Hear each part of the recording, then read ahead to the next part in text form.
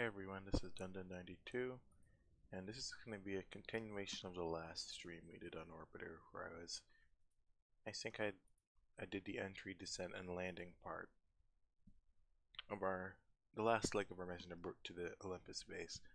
The last time, if you were watching, you would know that I failed pretty horribly at attempting to land, and that was kind of because I was having trouble timing the retro burns. Well, after looking at some tutorials, I figured out that Burn Time MFD actually has a tool that allows you to basically figure out how much space is needed to do your retro burn. So essentially I don't have to guess when I need to start the retro burn to get rid of all my horizontal velocity. I can figure that out exactly and know exactly when to start the burn, which is going to be really helpful. With that being said, I'm going to try using that now and see how that helps. I'm going to unpause Orbiter now. Hey Jeff, we were talking to Mark earlier on the Aruba leak check, and we gave him a go to proceed with we're step 600 4, kilometers but out from we're not Bright sure if we Beach. got a return call or if it went We're going through. to open up So we just wanted to confirm Burn you Time got MFD that communication. at 2,000 meters a second. So 92, we should change the engine to the retro engine. So 434 kilometers is how long we need to burn for.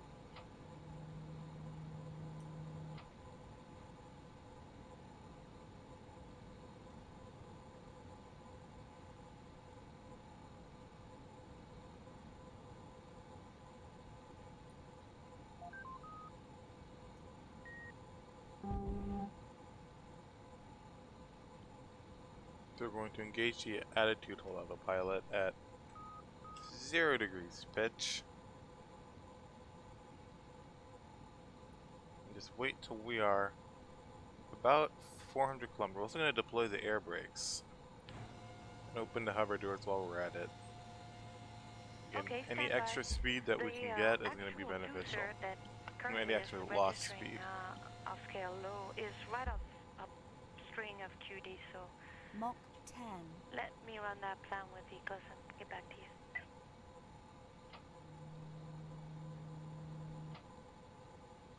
We're 460 kilometers out, so we're going to start our burn at 440 kilometers out.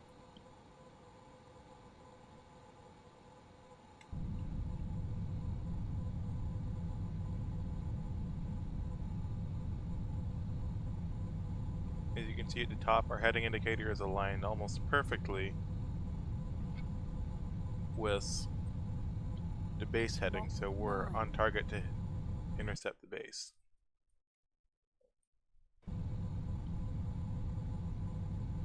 And by the way, if for anyone watching right now, perhaps comment on whether the stream audio is still good, because I've messed with my OBS settings a lot recently, so it would be nice to know if I'm still getting good audio output, particularly my voice. Hey Jeff, those words are appreciated, but truly it's been a pleasure the last few days working with you all. It's going very smoothly.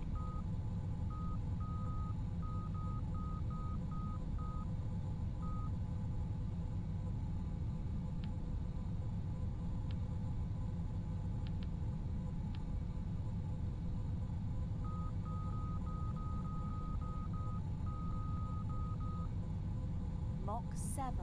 So at this point, we're not going to enable the descent hold autopilot, but we'll use the hover thrusters to keep a constant vertical speed. But we aren't quite at that stage yet.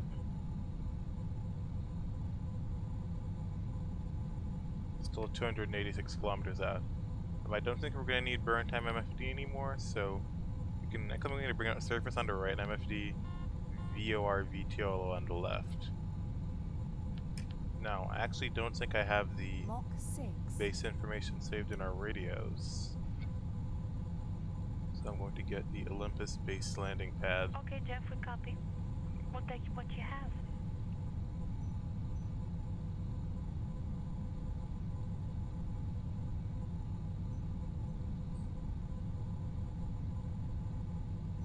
We'll do a quick save. I'm going to slow down speed to 0.1 times just to give me some extra time to mess with this stuff here. So 129.7, we'll head for that one.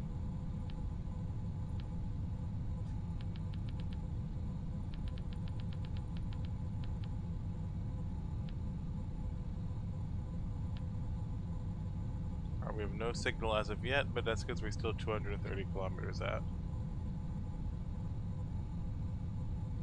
And we'll leave that there. Actually, we're going to go to burn time MFD here and do a quick recalculation. The delta V to 1000. I think how much distance? I think we're going to need 107 kilometers. So we're going to cut our engines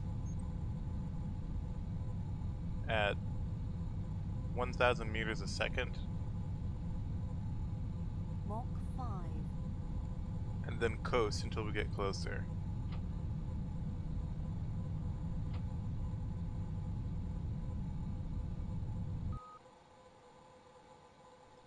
Alright.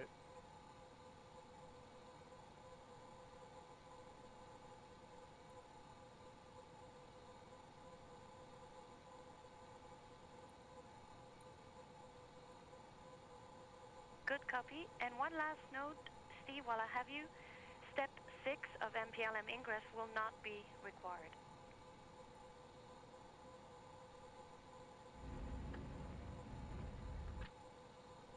Alright, now DS. So we're going to start to burn probably about 100 kilometers again. Let's try and visually locate Brighton Beach in Olympus base, and there it is. Rotation. Translation. So we're going to put ERCS in linear.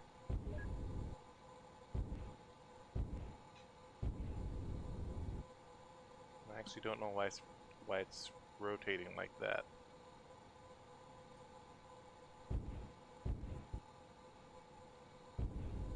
By the way, I'm trying to align. Oh, I see what I'm doing.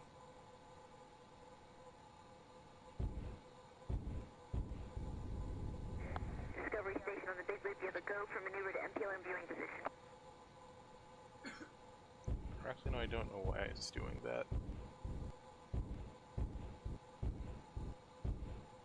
Mach 4. Either way, Go ahead. we're going to coast for the here. light, there is no restriction on leaving it on, so you can turn it on at the We'll be at beginning about of the 100 day and leaving kilometers it out. on all the time. Then But light when the you engines turn again. it off, you have to leave it off for 10 minutes before you can turn it on again.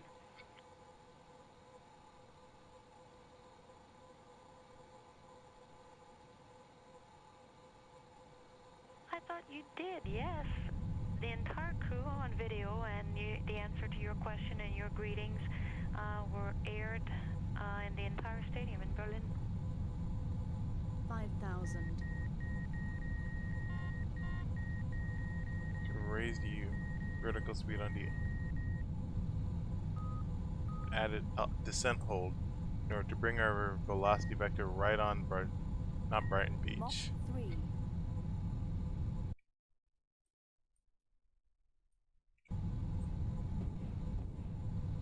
4,000.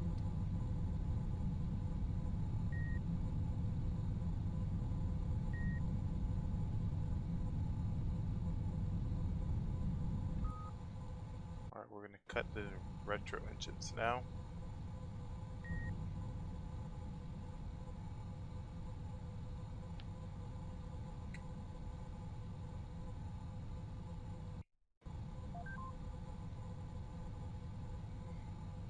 $3,000. Just coast like this up to the base.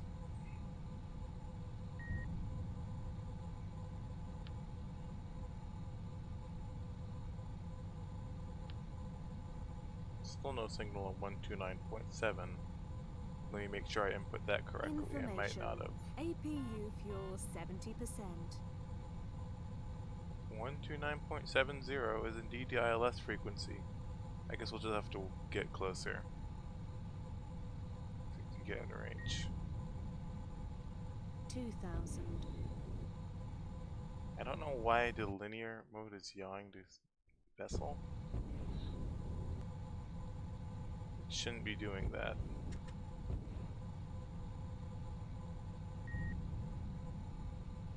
Hey Jeff, we were talking to Mark earlier on the Aruba leak check, and we You are gave him a go to cleared to proceed with land. step 4, but we're not sure if we got a return call or if it went through. So we just wanted to confirm he got that communication.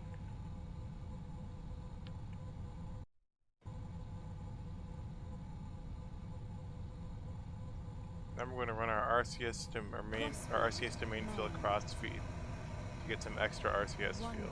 1000. Alright, and there we go. We now have signal from the base. 900. 800. Alright, we do another full retro burn. Mach 2. 700.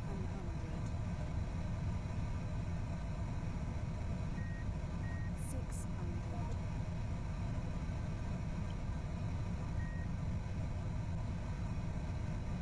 500.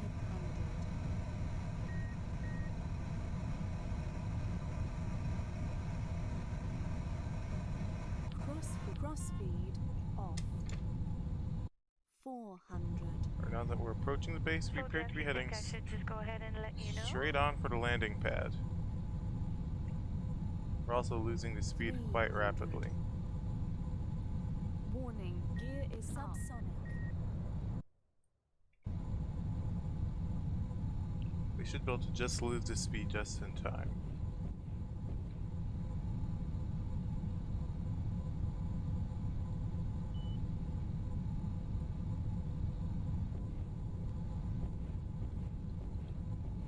So I think I realized exactly what was causing our issues the last time. Where we were basically generating some crosswind. Or side slip, should I say.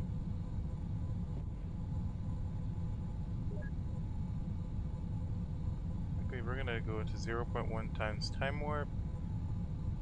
And Rotation. Airlog also tells me that with all the cuties that he's worked with, it is not And get ourselves usual pointed to have pro this grade. 2D10, but it is possible.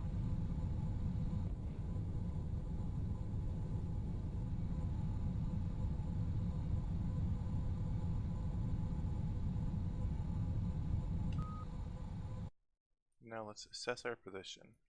We need to translate forward. Translation. Wrong way. I'm gonna quick save it right here. Warning, main fuel low. Yes, I'm aware that our main fuel is low, computer.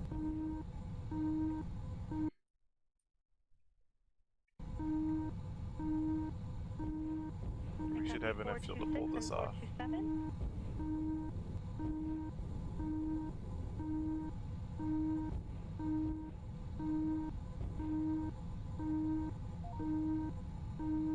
Warning, gear is up. Gear down. Put down to gear now. Warning, gear is up. System gear down and locked.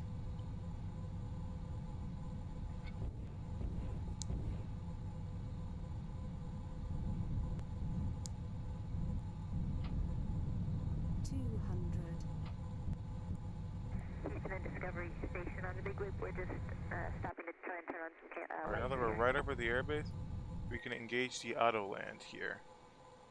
While simultaneously using the RCS to try and keep us 100.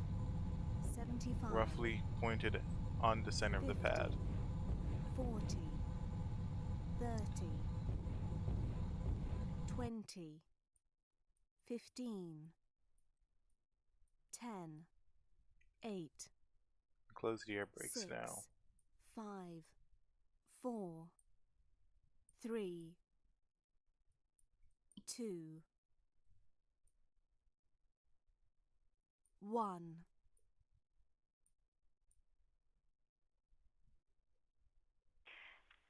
Airlogs, Mark, we copy Wheels you. And down. touchdown. Wheel stop. So yeah, with the help of the burn time MFD, we managed to nail that landing by executing a proper retro burn. And yeah, we're pretty much out of fuel doing this, so we will obviously have to refuel. Fuel hatch, locks hatch, system reset. Locks resupply systems online. I'm going to refuel the main APU and LOX lines. Hey Mark, we've been looking at it, and Eclipse thinks that the culprit is our good friend QD8 again.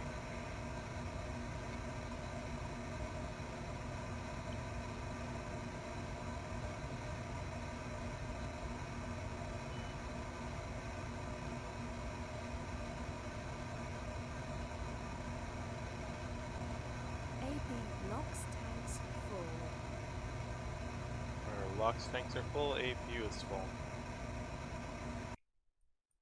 Now we're just waiting for the RCS and main fuel tanks to be filled. So, after this mission, I might try one of two things. I could try visiting one of Mars's moons, like right here. This is Phobos, I'm pretty sure. RCS fuel tanks full. I found that pretty inadvertently. And Deimos, yep, that was Phobos. Deimos is over here. I could try launching a mission to one of these, but I'm not sure how practical it is to land on it. I'd also be curious if you can actually reasonably orbit these.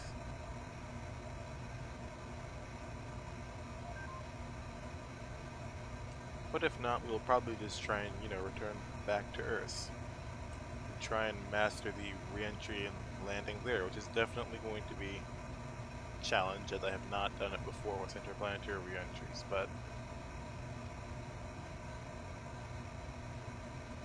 should be possible. Sounds good, and one little last thing. We're still working on activating the IMV valve. We've had some commanding issues on the ground, but we're working on it, so just so you know, it's not quite complete.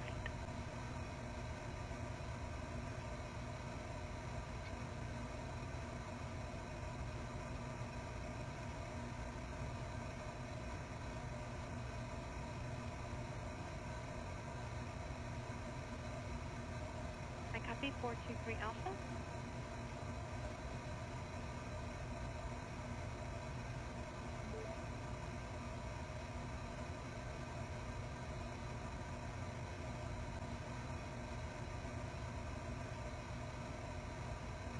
Using external O2. External So now that our main fuel tank is pretty much full, We're just wondering for camera. I'm going to set up a Translux flight plan to take us back to the Earth and figure out when the next launch window is. As we need it, or are there any restrictions with that? Main fuel refueling systems, LOX resupply systems offline. Turn off planetarium mode. Now let's bring out Transax. Our target is going to be escape. And let's bring out Transax on the second page as well. I'm going to go forward a stage and select a target of Earth.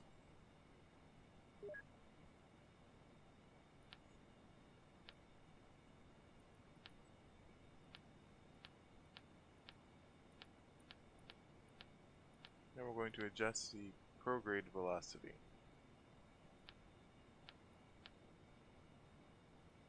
So we get an orbit that just crosses out of the Earth. You can see right now we're pretty far away from an actual reasonable launch window. And that's fine and kind of expected. But what we will need to do is adjust the eject date. Thank you for understanding, and we are ready anytime. Copy. Give us a few minutes. We'll call you back when we're set up. And KU's locked.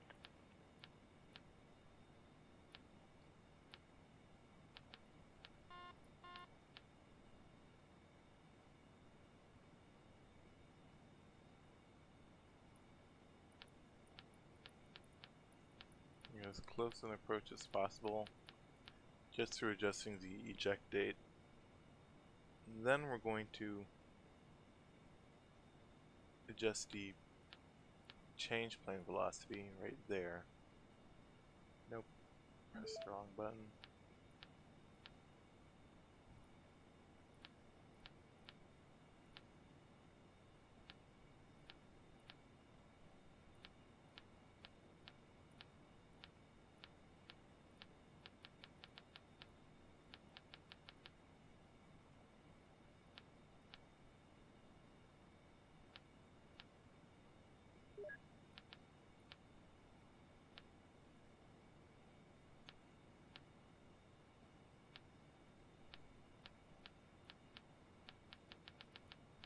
adjust the eject date in order to get a closer approach. Go ahead.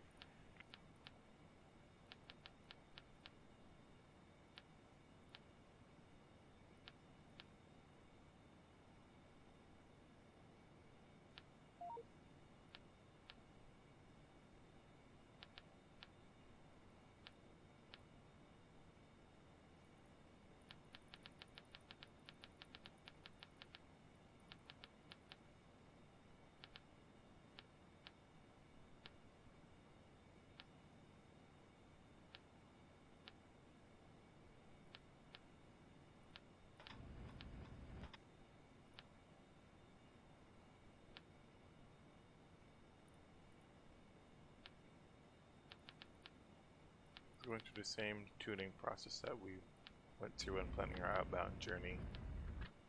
Again, it's going to change obviously somewhat, but I at least want to get it somewhat close.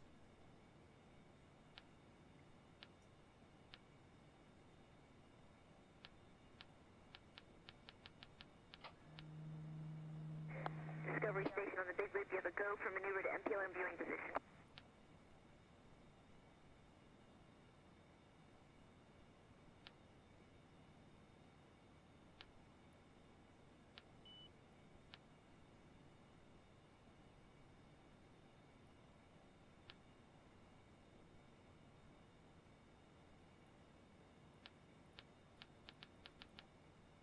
I copy 426 and 427.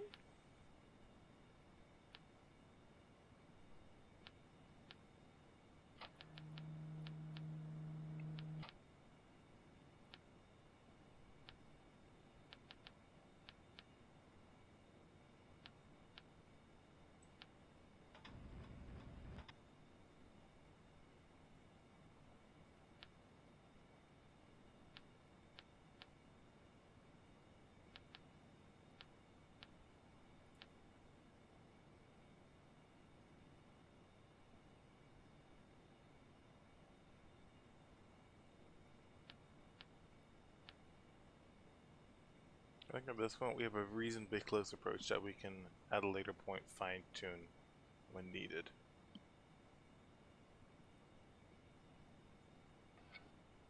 The eject date is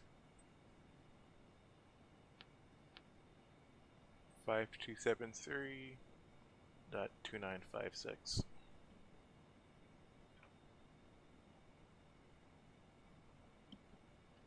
So we'll quick save the mission here.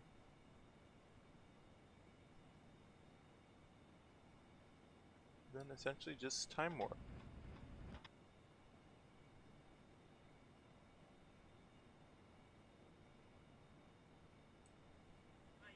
Airlock Houston. Actually, I'm not gonna sit here and wait. See pressure? I'm going to exit the scenario. I'm going to quick save it, exit the scenario, and then warp to about a day or two before our expected encounter date. So the stream will be offline for just 1 second. Well, the stream will still be on, but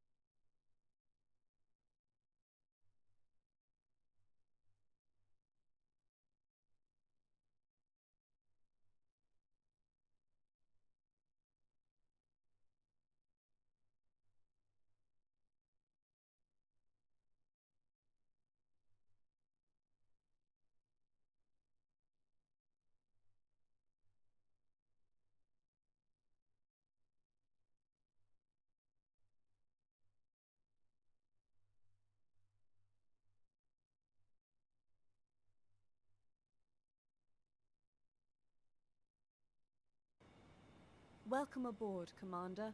All systems nominal. External cooling online.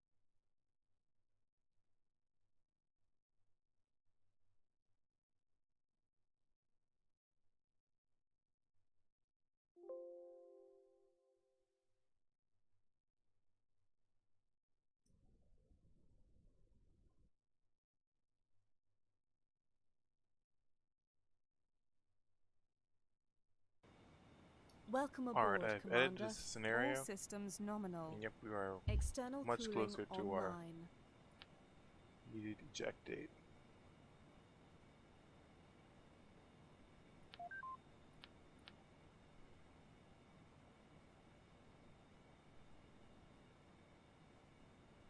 So now that we're much closer to our eject date, we will now adjust the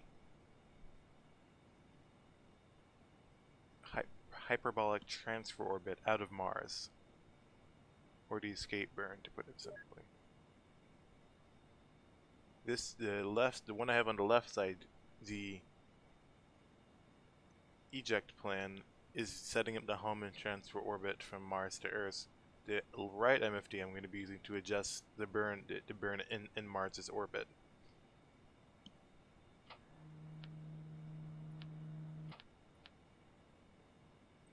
The periapsis distance, we're going to have to tune that down a little bit. Right now we are 3.389, so let's add 100 kilometers to that.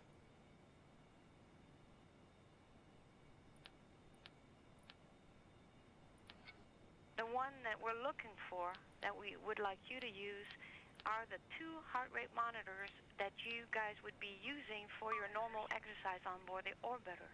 And we think that those 2 HRMs are in the ergometer bag next to the shuttle ergometer. Did you find anything in there?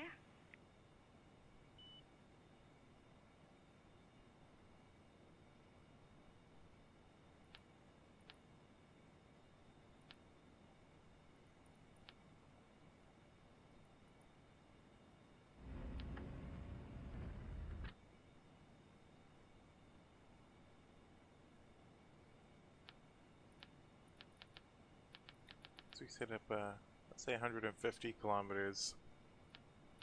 That should be a good distance. I'm not sure this value even has to be exact, per se. Now let's adjust the eject orientation.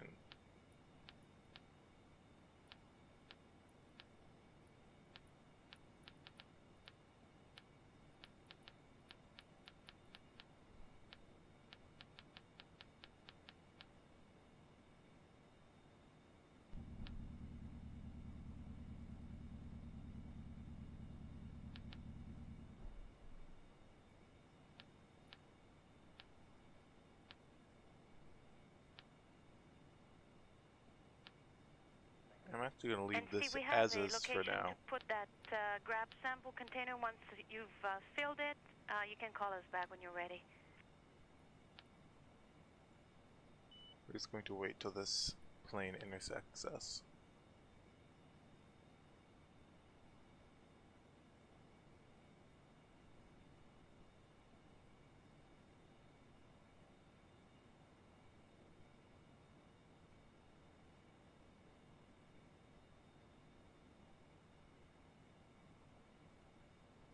We will do a ascent and climb out from Mars, which again will be another first, but it shouldn't be anything of too much significance. So we're going to need to keep transx up for the first part in order to make sure we're staying on the right heading to keep our inclination down. We need to bring up surface MFD here. And we're going to have to disable external cooling pretty soon. Thanks for checking. We can confirm both rooms are ready for 7.2. Next, I'm going to see if the align plane orbit, the align planes MFD, can be used to sync this up much better than Transect shows. I don't think Transect shows the time to node.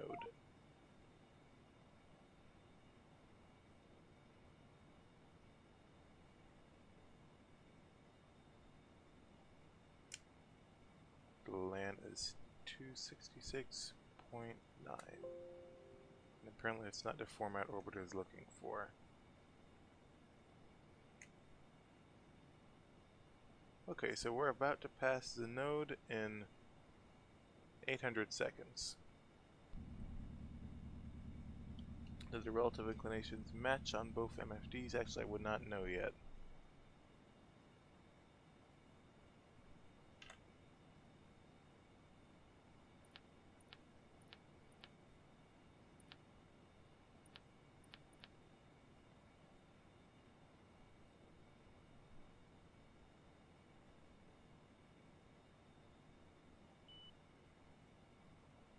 As far as the climb out on Mars, I have not done any sort of... Again, I have not done this before, but I would not imagine it being terribly dissimilar to that of, say, the Moon. Our heading that we're going to go is 045 after takeoff.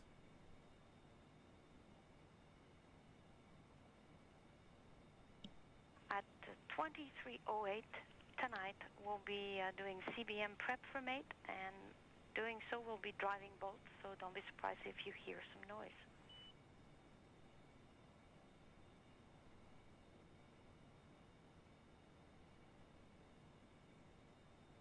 We're going to disable Using the onboard O2. external cooling. And now we're going to turn on the APU. Actually, I'm not sure we need the APU. Actually, I will turn it on. On rotation. The RCS on rotation. Let us activate the hover thrusters while enabling the attitude hold. Wheels up. Gear up. Track the gear. Now let's get ourselves pointed to 045. Gear up and locked.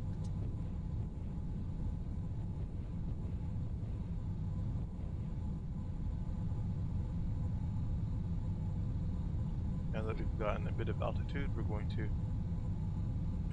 activate the main engines and slowly ease off onto hovers.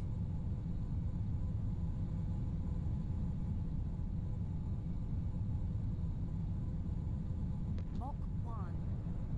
Okay, now already it's having a bit of trouble maintaining the desired pitch.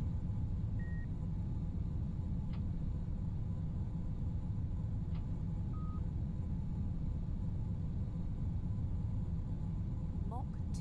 And relative inclinations actually seem to be different for the Transx and the Align Plane MFD, so I'm just going to ignore the Align Plane MFD for now. Mach 3. I was going to pitch up a bit and take out the hover thrusters. Bring up orbit MFD. Mach 4.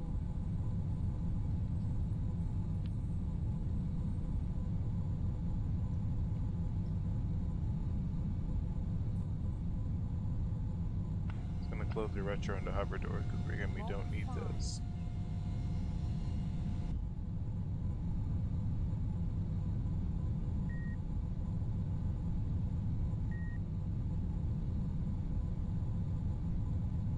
Mach 6.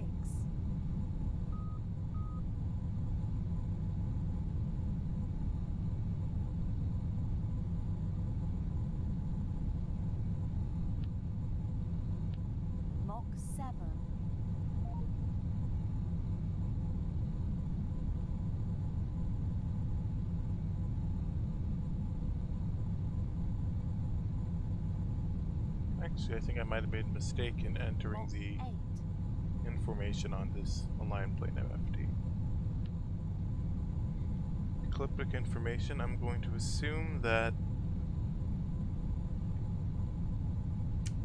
that is ecliptic inclination. I really don't know, but I'm just going to assume that for now. Alright, and there we go. Now we have an accurate align plane MFD. Good copy. And one last note, Steve, while I have you, step 6 of MPLM ingress will Mach not be 9. required.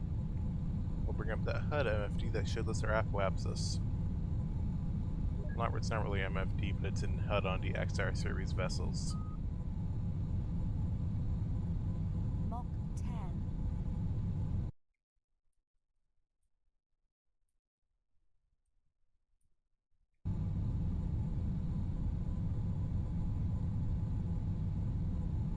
Mach 11.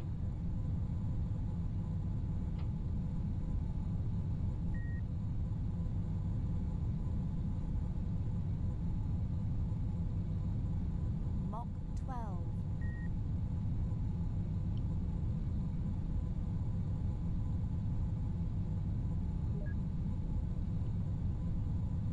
Mach 13. Apoapsis is rapidly rising, already at 60 kilometers. Mach 14.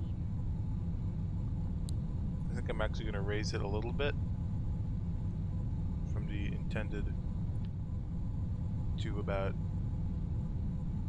200 kilometers, simply because of the atmosphere of Mars. Mach 15.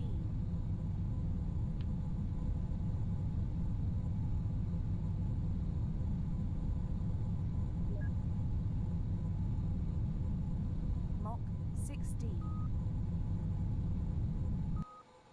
There we go, we have an apoapsis of 200 kilometers. Steve, we've performed our side of the work. If you check that the MPV is full open, you can then open the hatch again per decal.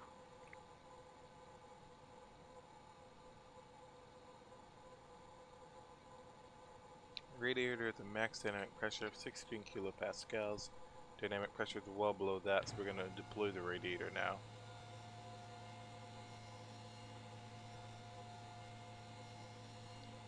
For now, we don't need the aligned plane, so we're going to bring up orbit MFD over here. Turn off the APU. Offline. Actually, before we do that, we're going to disengage the attitude hold and reset the trim.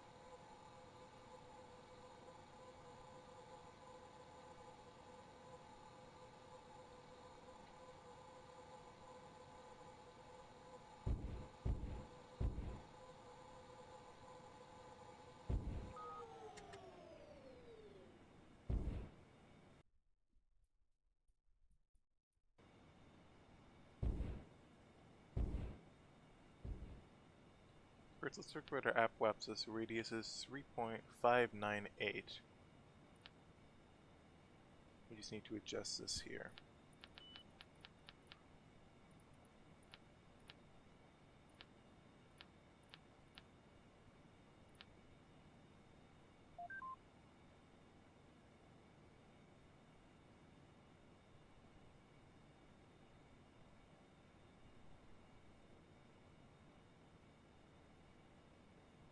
Seconds from Fiercely copy, and apoapsis. we like that plan. And thanks to Jeff. Fortunately, there is this one additional one we're going We're to about 1,000 transfer, the one seconds that from you guys achieving just found in the hitting the mid-deck. descending node. We will remove the 2 degrees of relative inclination that we still have. I'm just going to bring up the burn time MFD. Set it up for circularization at Mach apoapsis. 16.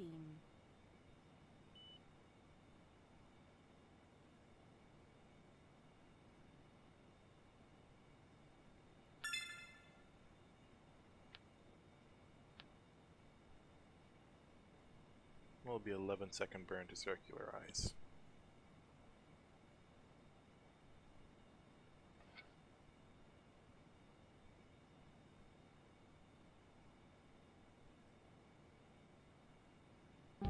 Set it prograde.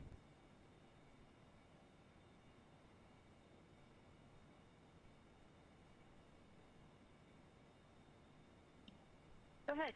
Hey, for the light, there is no restriction on leaving it on, so you can turn it on at the beginning of the day and leaving it on all the time. But when you turn it off, you have to leave it off for 10 minutes before you can turn it on again.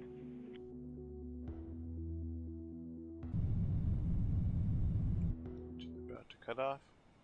And now we're in a circular 207 by 209 kilometer also orbit. tells me that with all the cuties that he's worked with, it is not usual Now to we're have going to the immediately 2D10, open up the but it sync is orbit. possible. Not sync orbit, the aligned planes. Now we're approaching descending nodes. We're going to go orbit normal plus. And it's supposed to be a brief 8-second burn, so it shouldn't be too hard. Shouldn't use up too much of our fuel. On our return to Earth, we will likely use aerodynamic braking to initially capture us into orbit, and then from there we will use their Copy. main engines to fully adjust that orbit, because we might end up in a suborbital trajectory depending on how accurately I aerobrake. Alright, we're going to engage the throttles now. Translation.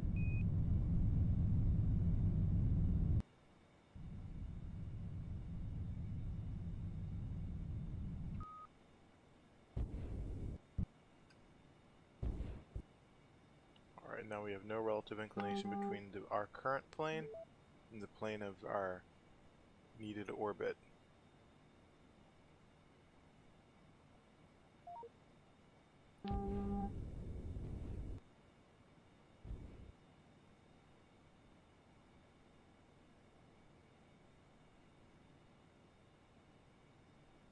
Now we're going to open up transacts.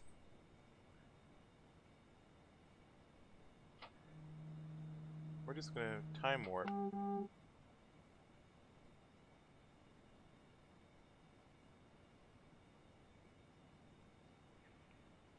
Hey Mark, we copied all and we'll look into it.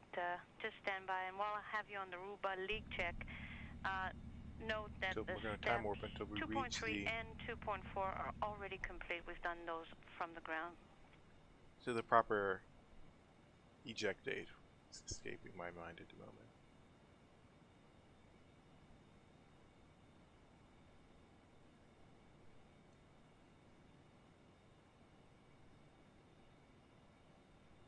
I don't actually think you need to get this perfectly accurate, but I'm going to do it anyway.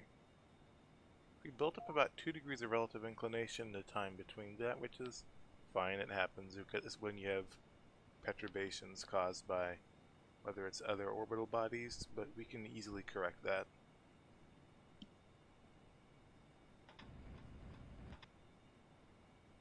Alright, at descending nodes, we're going to go orbit normal plus again.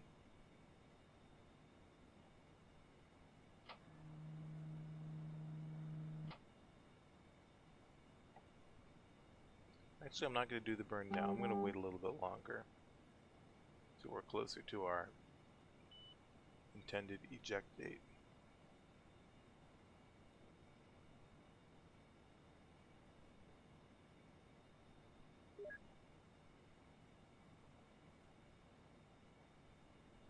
Yep, and this is going to be our best attempt at doing it. Here we're working descending node, orbit normal plus. Discovery Houston, for Wendy, on your question, we do not need the serial numbers. We'll get them when you get back. We missed our opportunity to circularize it just a little bit, a couple seconds, but it should be fine.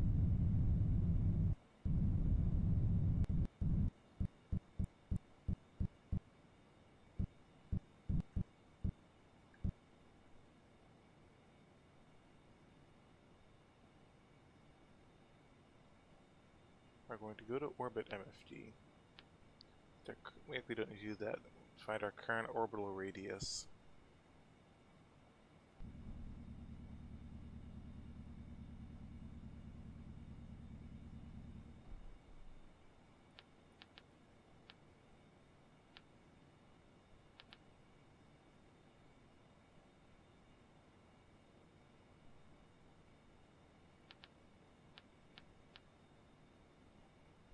Alright, so now we have 900 seconds until it's time to begin to burn. So what I'm going to do is go to the burn time MFD and use the get function to pull the burn from transx. We're going to orient ourselves prograde because this will be a prograde burn. Our orbiter planes are already aligned, so there's no alignment need in that regard.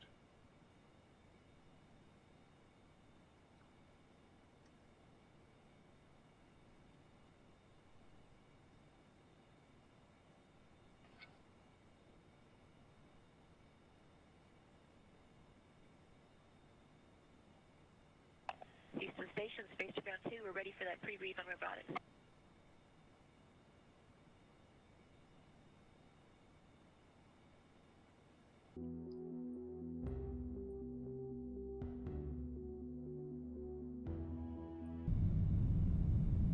This will be a 120-second burn. There's nothing more on this MFD page we need really, so we can move forward to the next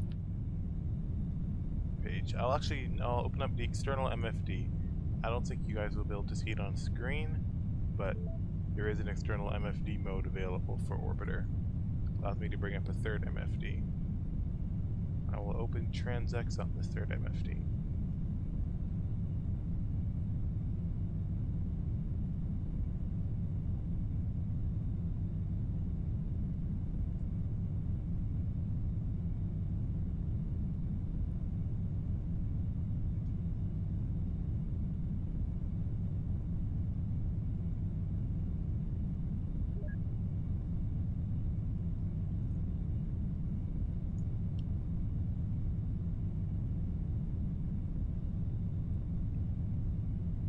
Seconds until end main engine cutoff.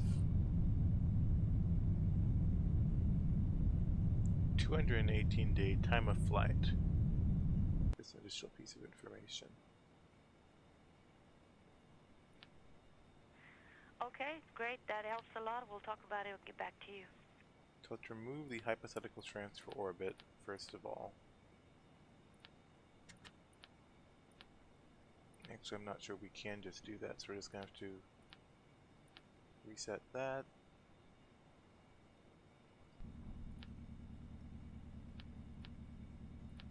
Reset that.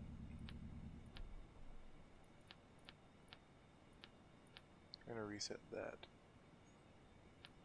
Right now we don't really have that much of a close approach, but we will adjust that later.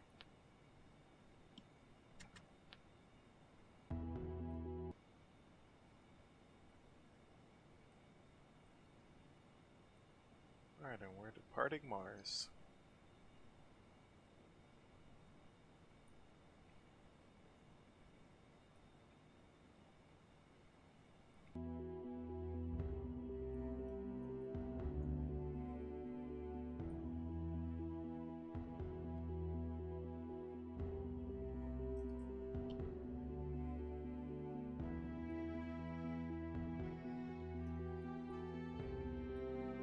Curiosity, where's Steers?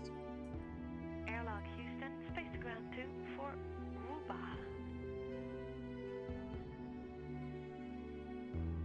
Oh, there it is. Steers.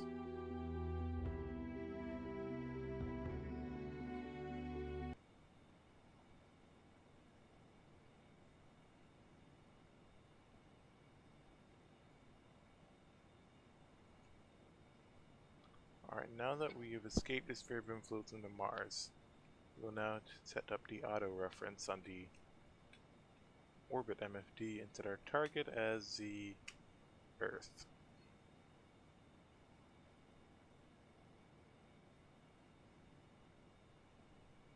Now out of curiosity, I'm going to set up the sync orbit MFD and see if this actually gives us a reasonable result.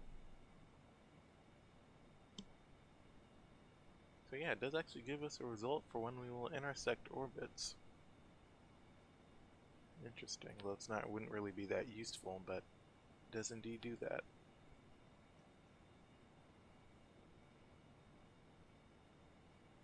We're going to time warp a bit just to get closer.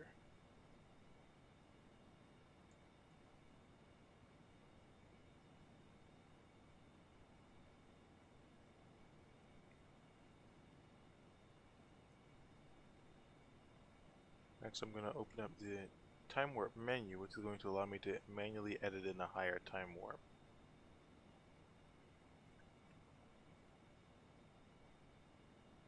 We want to make a course correction burn, but we want to wait a little bit before doing it.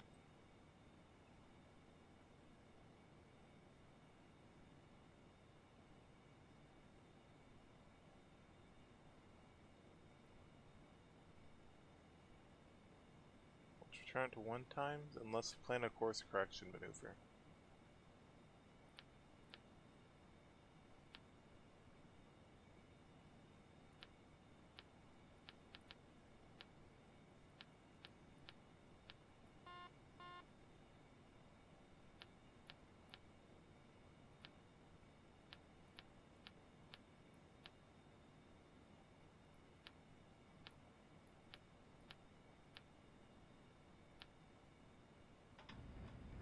See what needs to be adjusted in order to bring our periapsis, not periapsis, get a closer approach back again.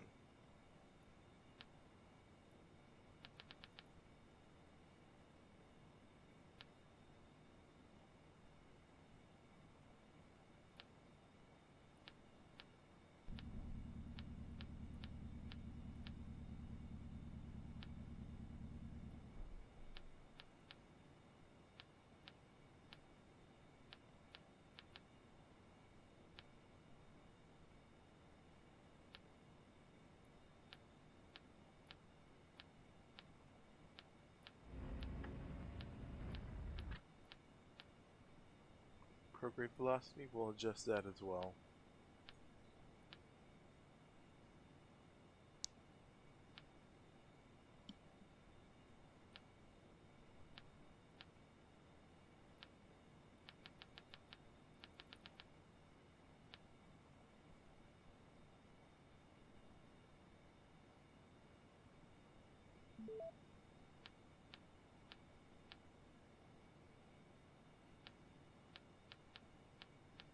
You can get a pretty close approach, so a bit of tuning.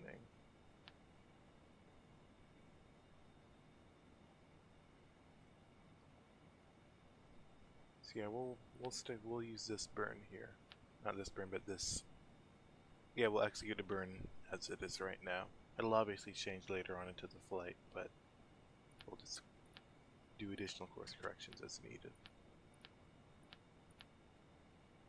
We do want to enable auto center.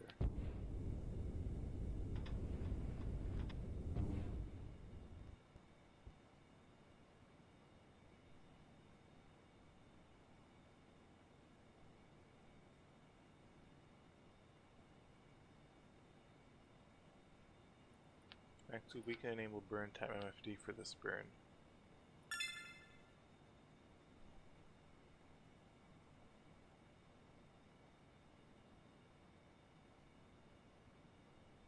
I have noticed that when pulling the burn time for a maneuver like this, burn time MFD slightly underestimates it. I don't know if this is intentional or not, but it means I will have to do a manual adjustment at the end of it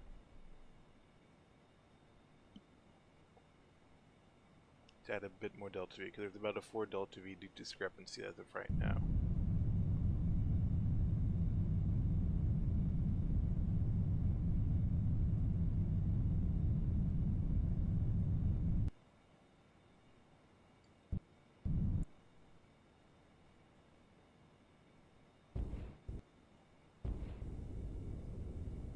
Actually overcooked it a little bit there.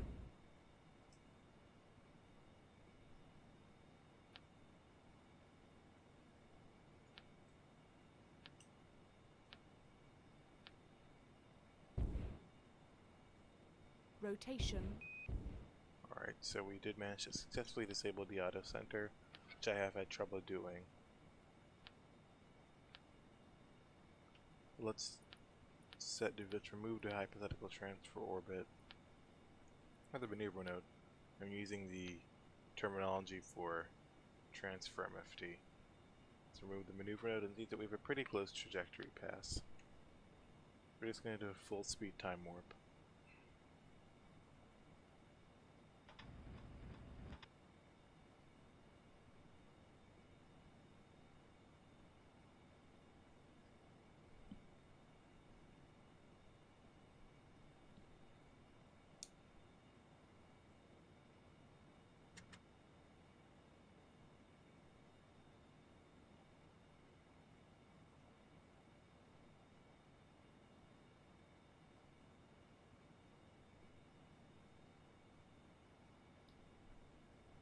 So when we arrive back on Earth, our inclination is going to be 116 degrees, and again, the exact inclination does not really matter because we're not going to be doing a direct entry. It's going to be a normal, it's going to be a aerobrake to capture into Earth orbit,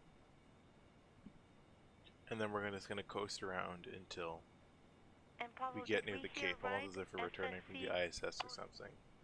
6?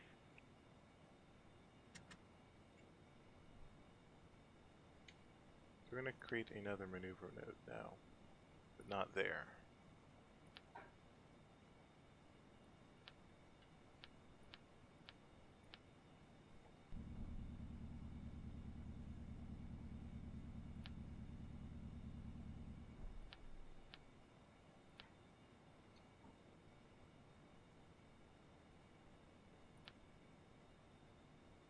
Just to change plane velocity again.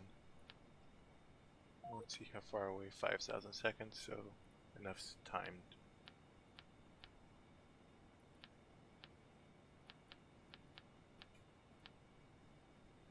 We're going to transect on the other MFD.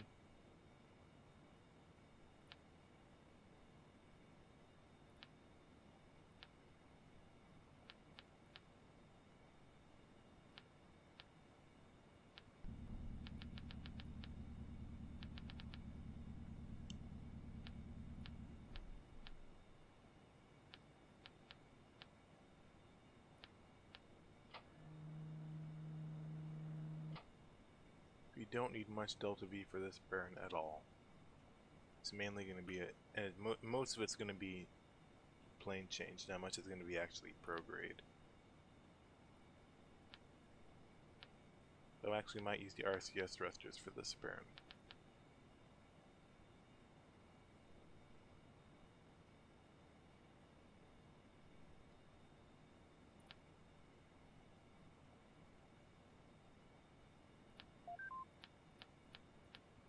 I don't know why I can't enable the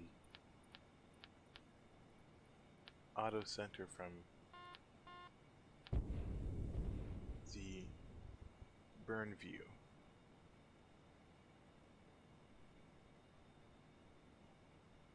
It would be really helpful for disabling it.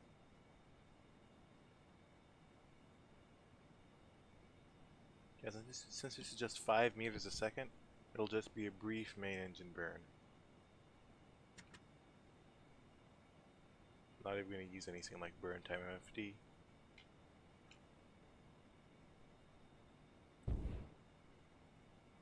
Translation.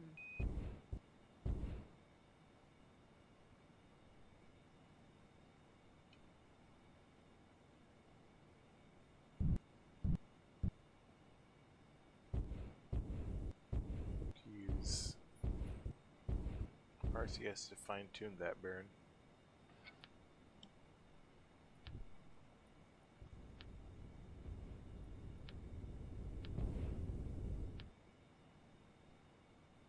Now remove the maneuver node. Yep, we're pretty much spot on with what our maneuver node predicted. So I'm gonna open up TransX on the, open up Orbit MFD on the right side again, quick save. Let's just warp until we get a bit closer to our destination.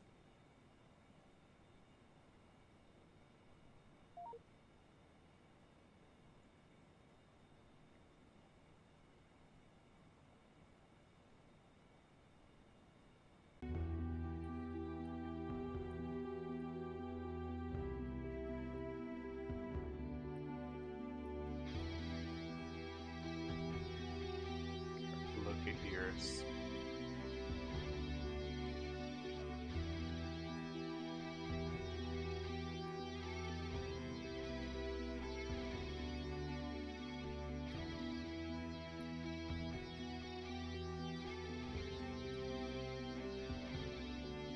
Not exactly sure where the years is.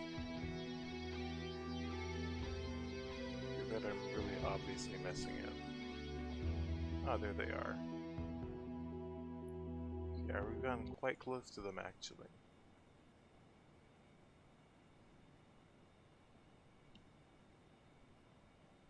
Correct, so I'm going to point out the orbit normal and just do some RCS burns in translation mode.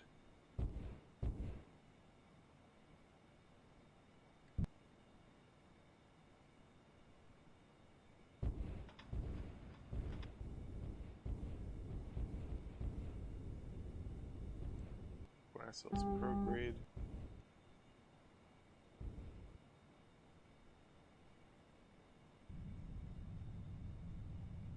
Let's do a little main interburn to bring our periapsis down a bit. So we'll probably want to be aiming for about a 60 to 70 kilometer periapsis for our landing.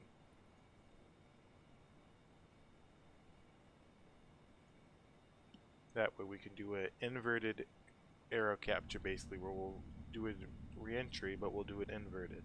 Has to not skip out of the atmosphere because of how fast we will be.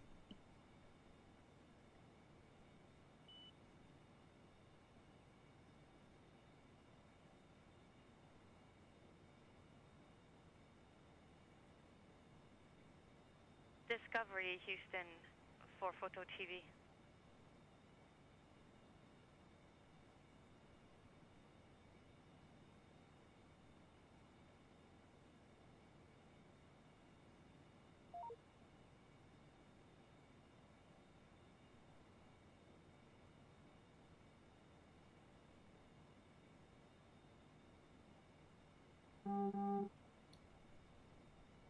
So now time warp is just a little bit longer.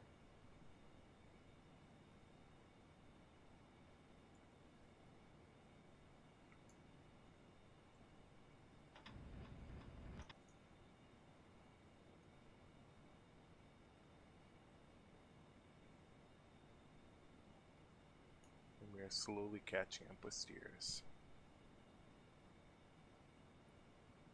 Or another quick save.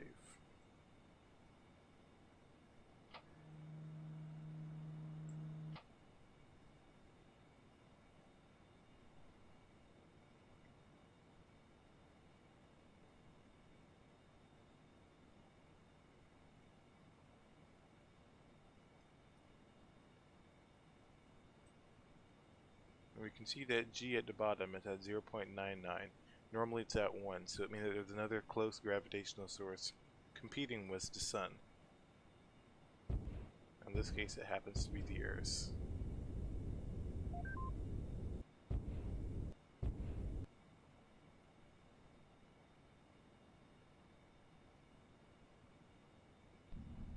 The time warp until it gets closer.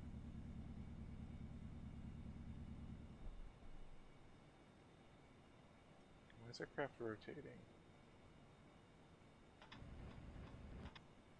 Alright, and so now we're on a now the Sun is no longer the dominant gravitational field, and the Earth is. And there is the Earth. You can see South America and Antarctica.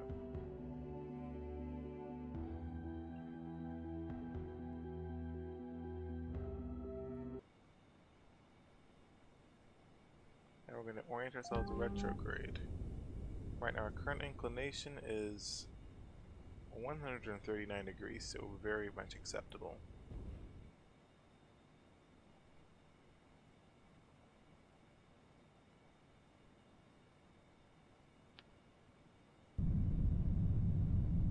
Bring down our periapsis.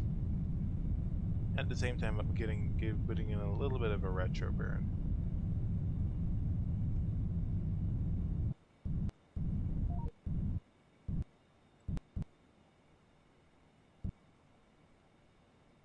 been a bit too much, but we can always adjust that later. Do another quick save.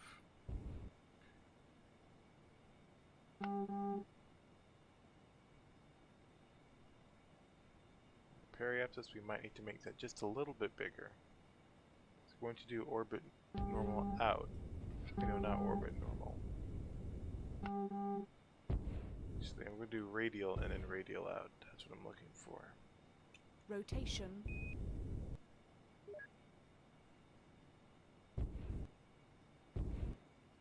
I'm actually surprised that they did none, like, there's no, just like there's prograde and retrograde, there is no rotation in and out. I mean, radial in and out. RCS mode. That's really useful for a situation exactly like this. Translation. I overdid that as well.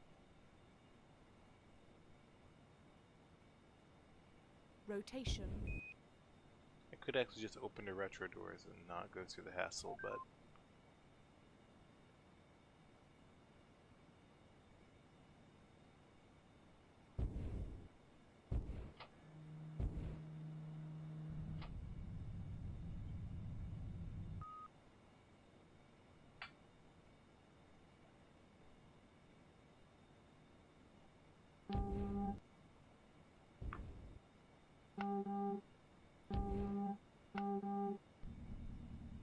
you can see we're getting progressively closer to the Earth.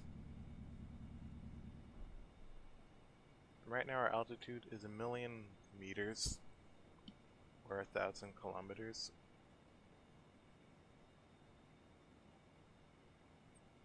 Actually, right now I will take a little short break and resume the stream in about 5 minutes, where we will fully complete the initial aero capture.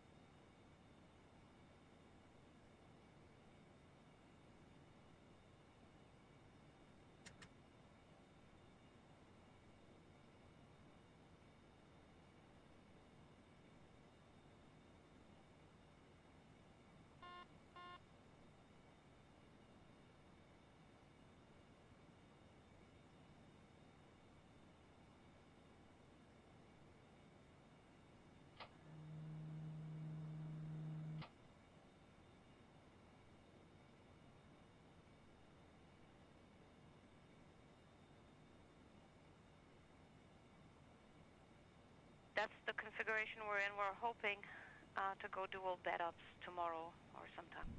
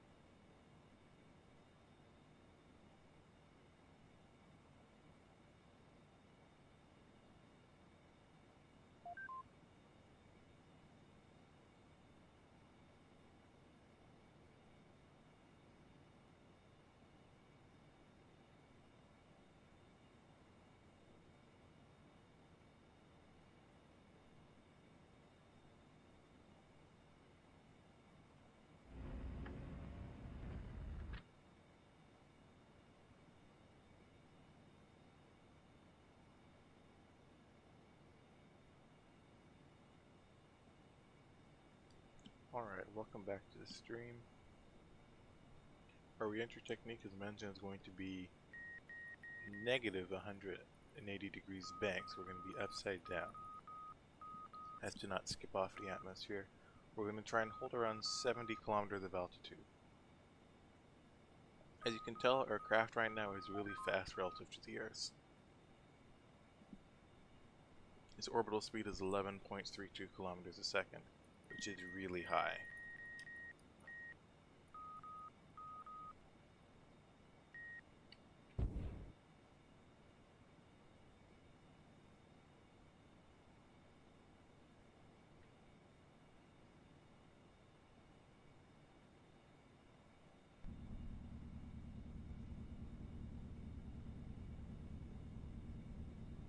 What's causing this drift?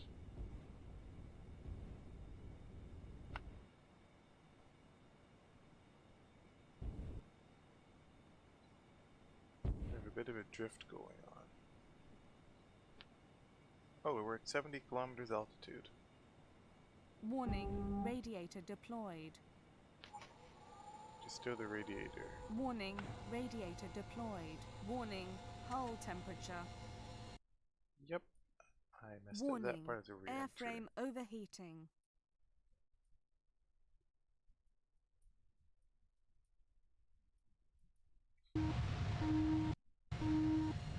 So yeah. Should have paused it before that last break, but can simply resume that one.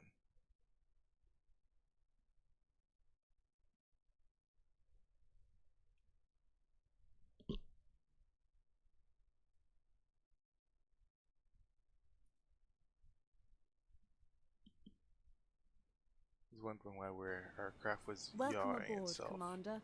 All systems nominal. External cooling online. That's the wrong quick save.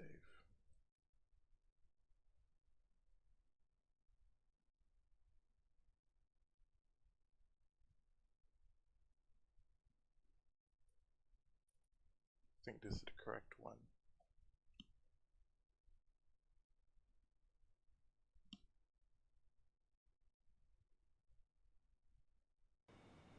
All systems nominal. Yep, here we are. Periapse is 70 kilometers and rapidly approaching the Earth.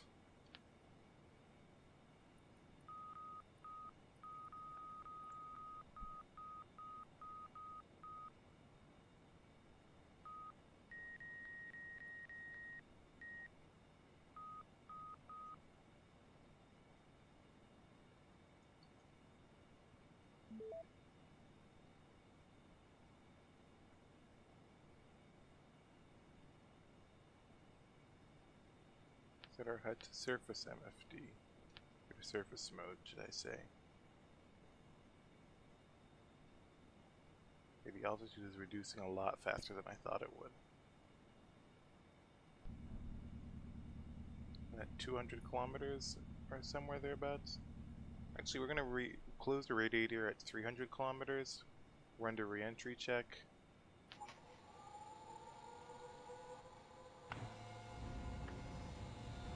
At 200 kilometers or so will enable the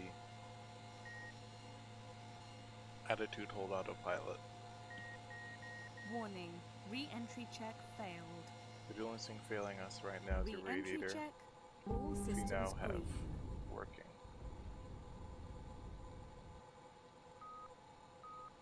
Re-entry check. All systems green. Okay, I copy 400 through 407. So we can close TransX, and now we're going to bring up our normal re-entry MFDs. So in this case, it's going to be just the orbit and the surface. We will run another quick save.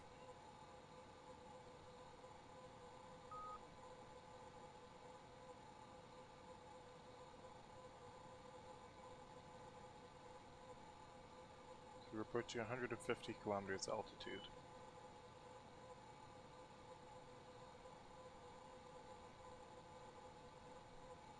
Station We're at 4, 93 MPLM kilometers Ingress, altitude. Erdogan 2.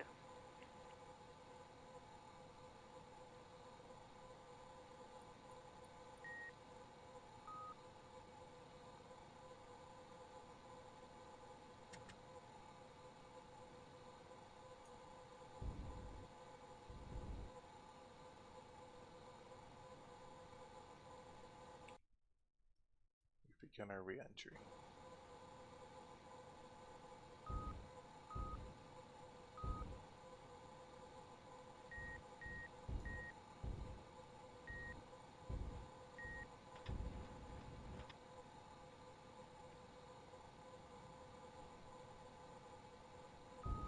Bring down our periapsis a bit. We're also going to nose over a little bit. Let it approach less rapidly so it gives us time to set up.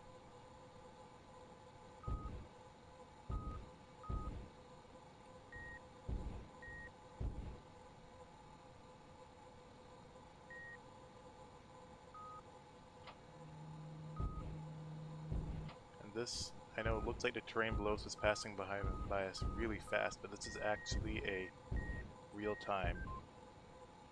With this kind of entry, it just legitimately is that fast. And look, we've already captured ourselves into a circular orbit. Station Houston, space to ground 2, Jeff, if you're still there.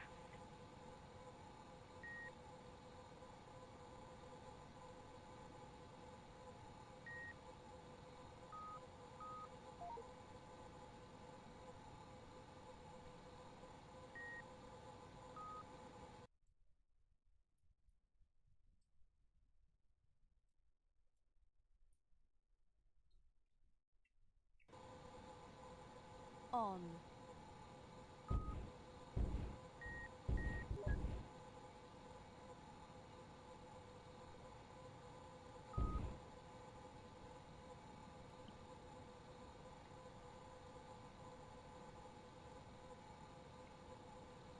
So far the re-entry looking good. Our temperatures are very normal.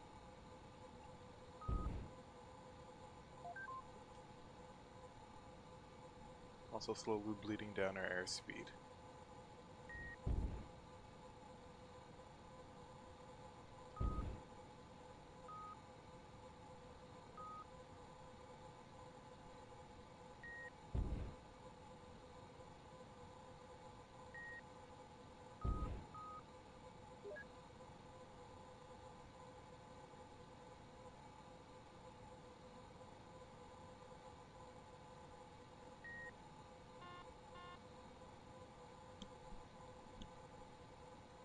That starts on page 30. Information. this helps. APU fuel 90%.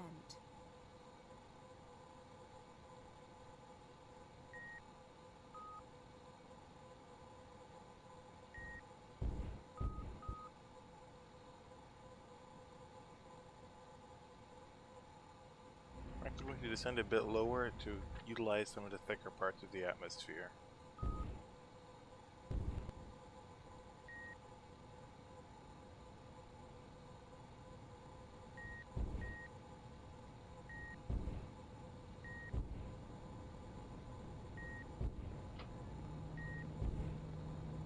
Might have overdone that a little bit. Yep.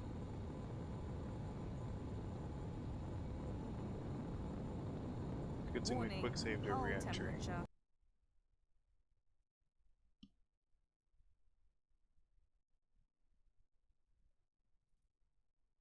So as you can see, re-entries from any high energy orbit, whether it's to even the moon to some extent, but definitely from Mars, require a lot of All finesse with the systems re-entry. nominal. Because you can see what happened very well in that case. Just a little bit of extra vertical speed. Wasn't a lot, but it was just enough.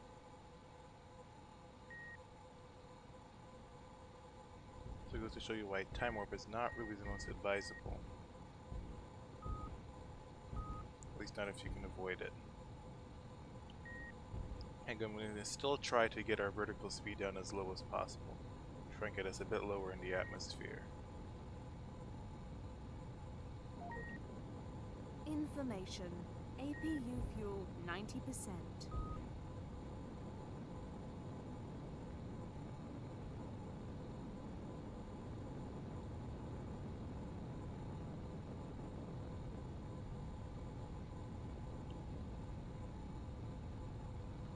All it goes to show why time warp is probably not the best idea during a re-entry like this.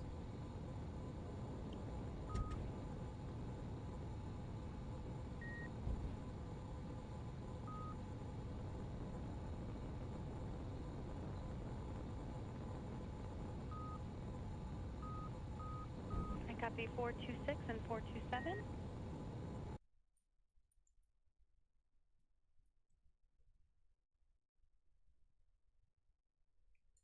A very nice shot with the moon, sun, and us re-entering.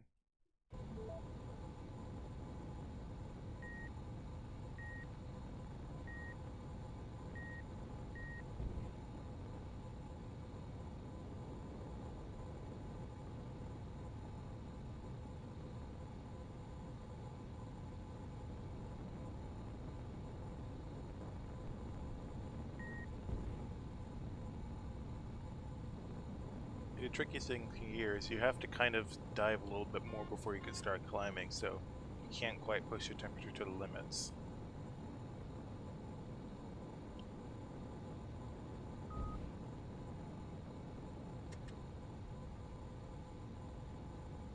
The dynamic pressure limit for the speed brakes, out of curiosity. It's not listed, but I'm not going to activate them, not Okay, take any thanks chances. very much for that confirmational update. I mess with that.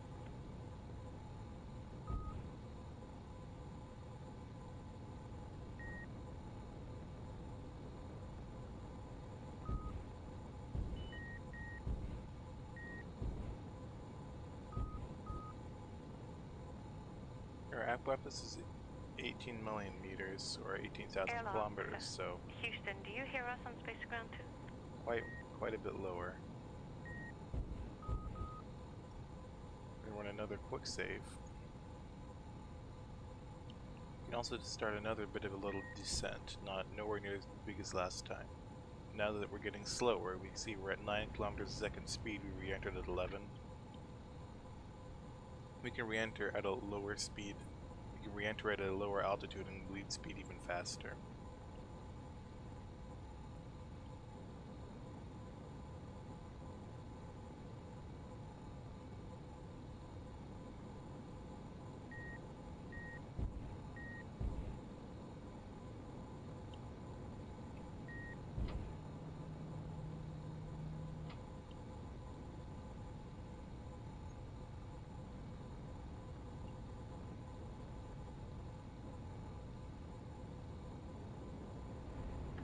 Airlock also tells me that with all the cuties that he's worked with, it is not usual to have this 2D10, but it is possible.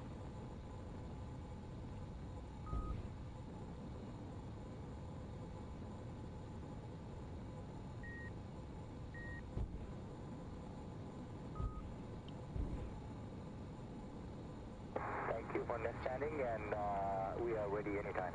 Copy. Give us a few minutes. We'll call you back when we're set up. And KU's locked. Put some more pitch into it because our vertical speed is dropping a bit quickly. Point being, we're getting really close to normal orbital velocities, which is very good.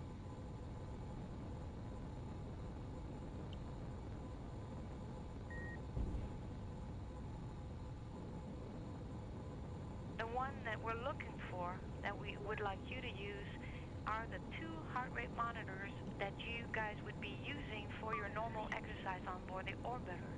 And we think that those 2 HRMs are in the ergometer bag next to the shuttle ergometer. Did you find anything in there? You can see our temperature is very much on the edge.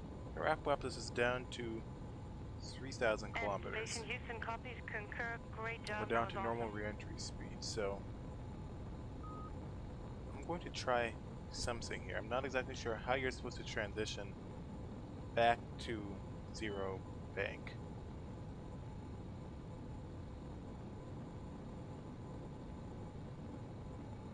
Probably would be helpful if it wasn't pushing to temperatures.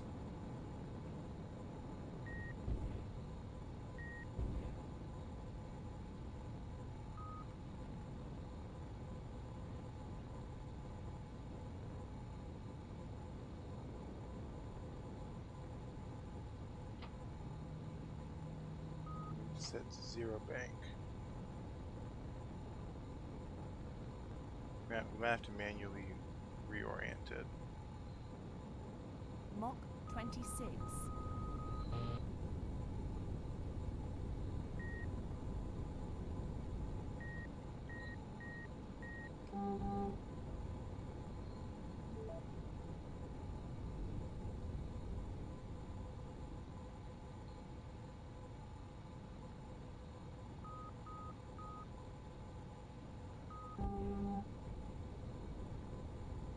Mach 25. Warning, hull temperature. Now we're going to pitch up and put our apoapsis back into the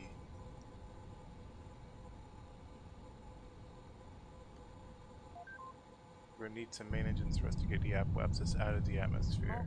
Mach 25. Mach 26. APU offline. Mach 27 plus. So, Steve, not we've ideal. performed We our probably side would of have the wanted work. to If you check that the MPV is full open, you not can have then to do open the hatches again recircularization, per but decal. it's still not that bad. We still have enough fuel to circularize, deorbit, and then eventually land, so.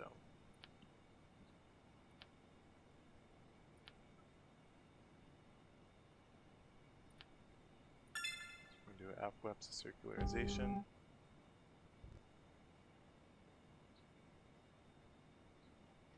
Turn on our APU and open our radiator back again.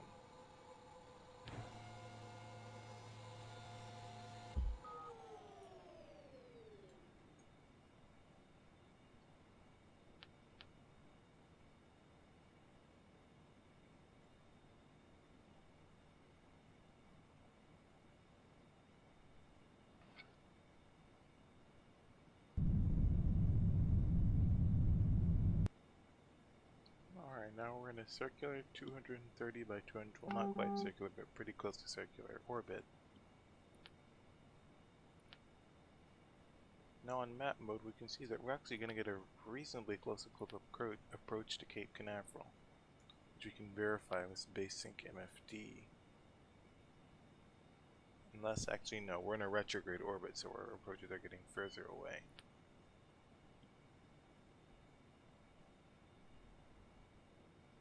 Translation.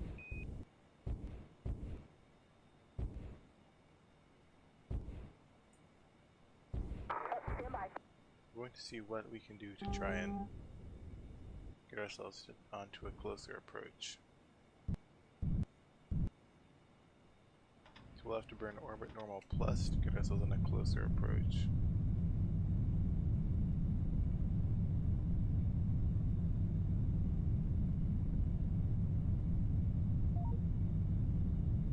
Station Houston, welcome aboard Lisa and Stephanie. Nice to hear your voice. Warning, main fuel low. It's starting to be a very long burn.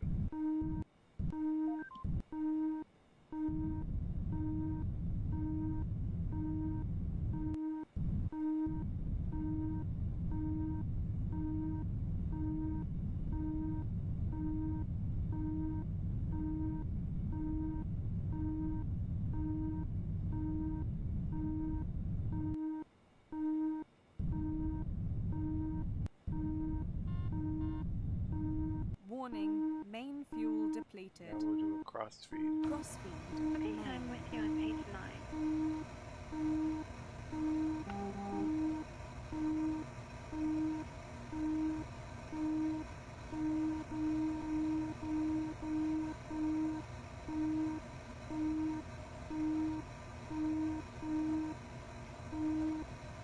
Crossfeed off. Now that we've turned crossfeed off,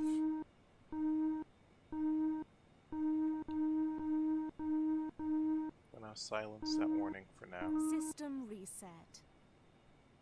Rotation. Now plan for our entry, descent, and landing phase, which is going to be after 9 orbits.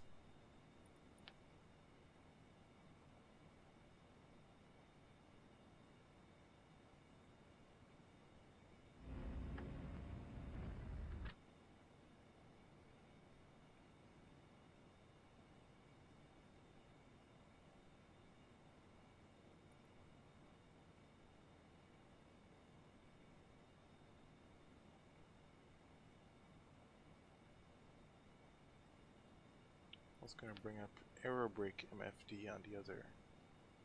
This MFD over here. So the target to Cape Canaveral. I just realized that I made a really big mistake for the basic MFD. I forgot to set a target.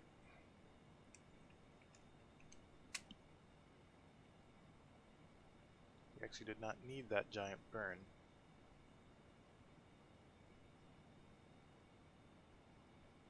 Discovery, Houston, for Photo TV.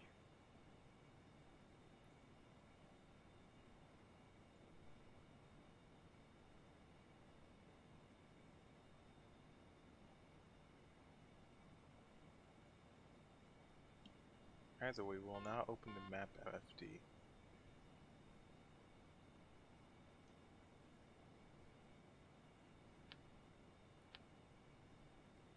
So that we have a close approach with the KSC there. We'll have to bank right on entry because we're going to pass about 100 kilometers north of it.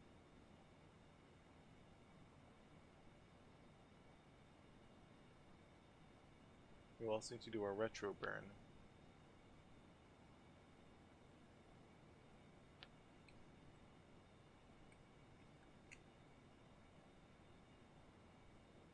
Because we're in a relatively low orbit, I'm going to start the retro burn about 150,000 kilometers. The empty triple CTB?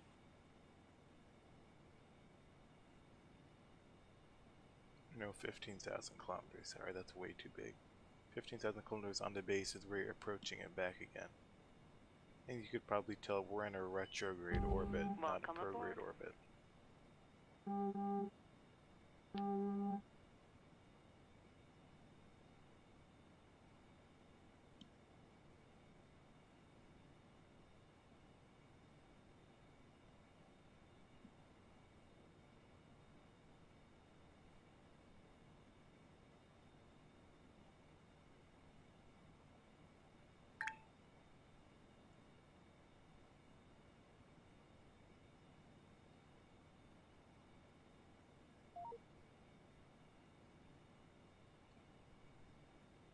I'm going to burn retro now to bring our periapsis down.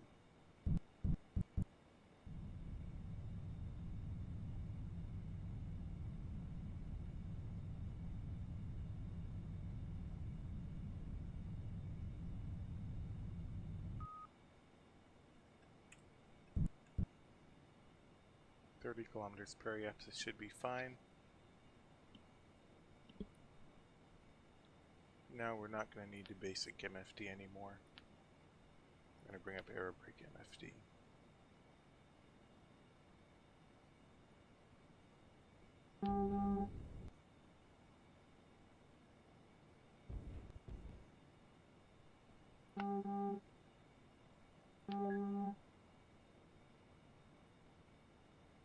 Target, we need to reset that.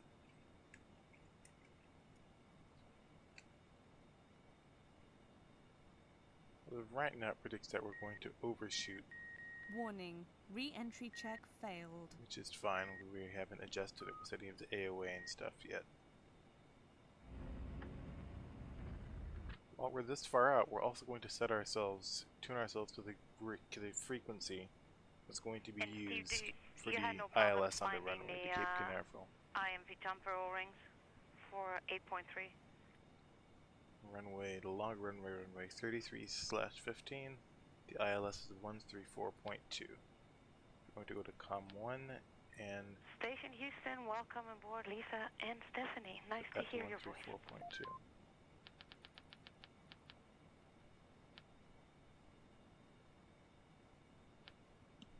At this point, we don't actually need orbit MFD up anymore, so we'll switch to map MFD. We'll quick save again.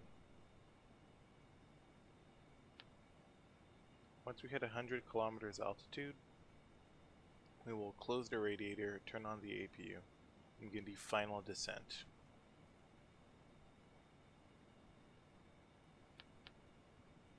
And why are we passing the Cape?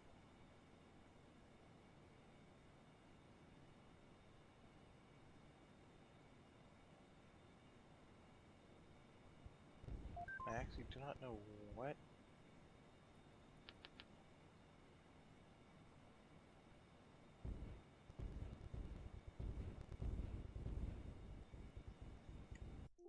I have to reload from a quick save here.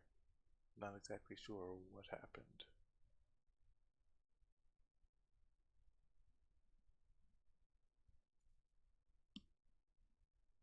For some reason our orbit is nowhere near, our deorbit burn put us nowhere near as a KSC. I was overshooting it significantly. Probably just waited too late to do Warning it. conditions detected. System reset.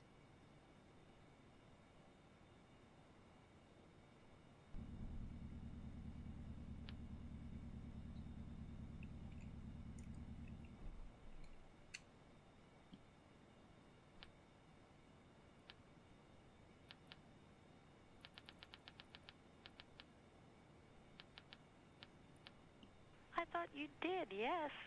The entire crew on video and the answer to your question and your orbit was greetings a lot higher than I were anticipated. aired in the entire stadium in Berlin.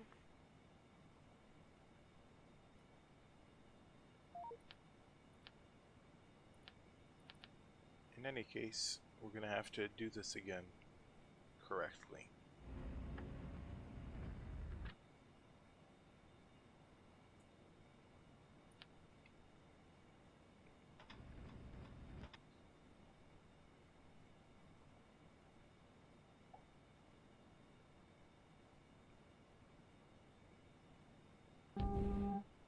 Set ourselves retrograde.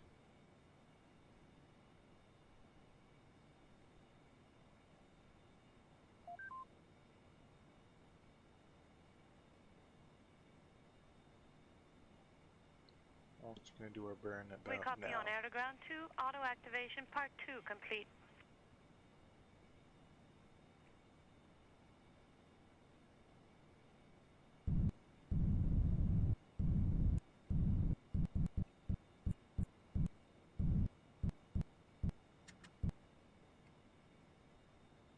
Okay, Jeff, we copy. We'll take what you have.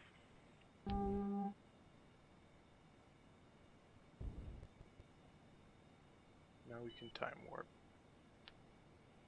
Yeah, 100 kilometers like we intended to the last time.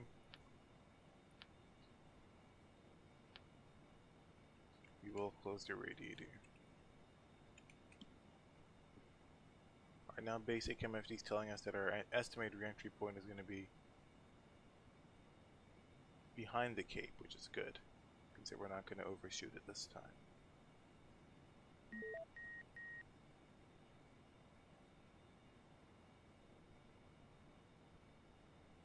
Alright, 100 kilometers, turn on the APU, APU offline. close the radiator.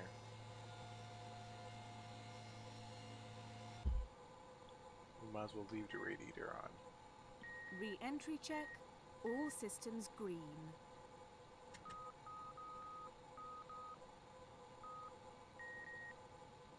Also going to enable our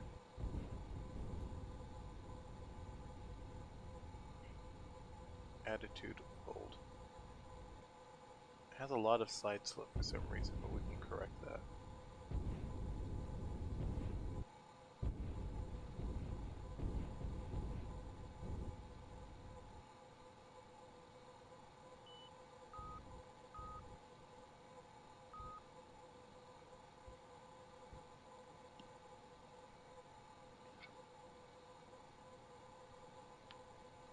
Because our track passes just north of the KSC, I have to bank to the left.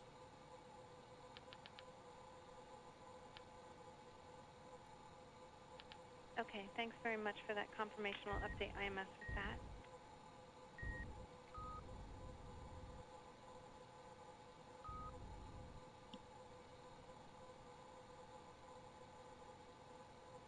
Bring up the time acceleration window.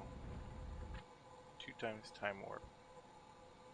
I feel that's pretty reasonable.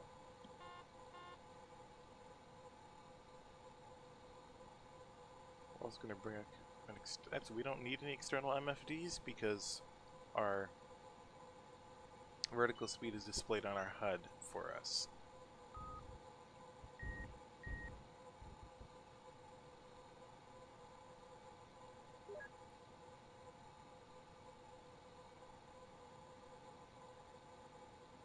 Information.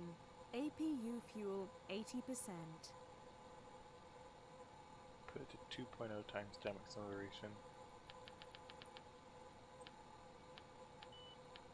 Center our MFD there. We get a nice close-up view of our predicted landing point.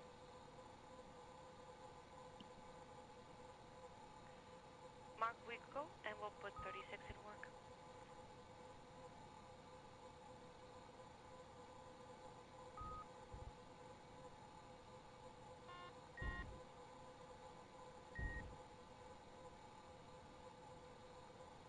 Mach 26.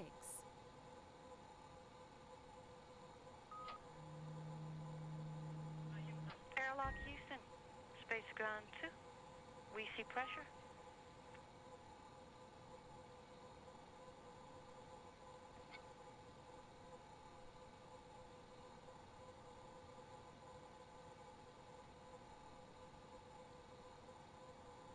So unlike our last re-entry we did from the MIR, we've done from the MIR and ISS or Moon, this re-entry is going to be more of a re-entry where we're going to skip Mach off the atmosphere. 25. It's going to be a longer re-entry with a much shallower glide slope. The other re-entries we did were relatively steep glide slope re-entries with a constant about negative 70 meters a second of vertical speed. This is going to be a very shallow entry that involves a skip outside the atmosphere. We're going to run 5 times warp for some time.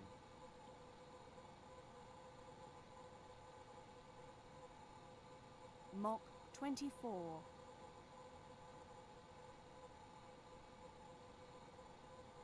Aha! We were going to tell you about that half CTB and give you even a location, but we're really glad you found them. Mach 23.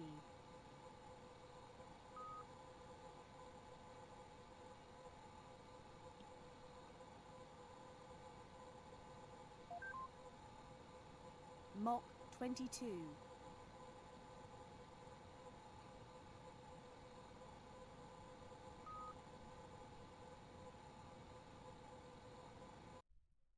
Mach 21.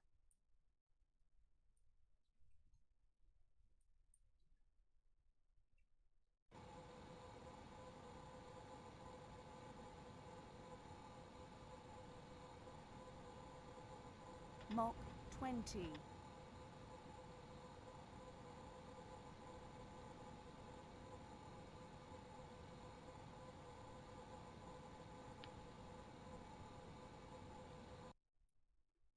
Mach 19. See, we're entering over Cuba.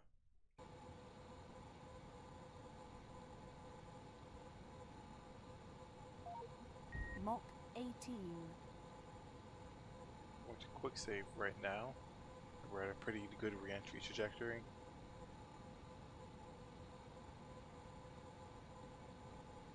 Mach 17. You can see our bank also has allowed us to bring our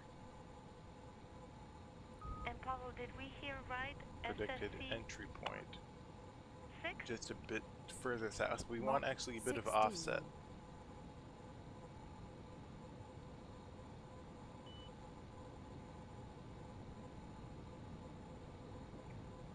Mach 15.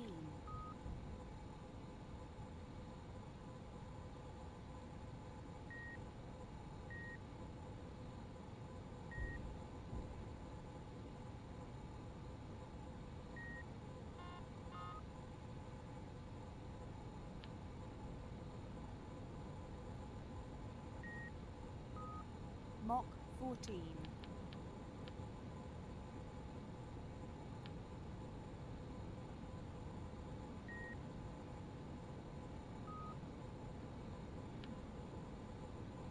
Yeah, we're basically going to be doing a straight in re-entry into the Cape and hopefully straight into runway Mach 33. 13.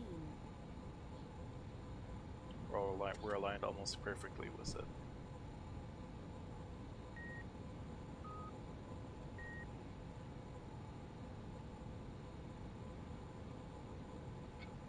Mach 12.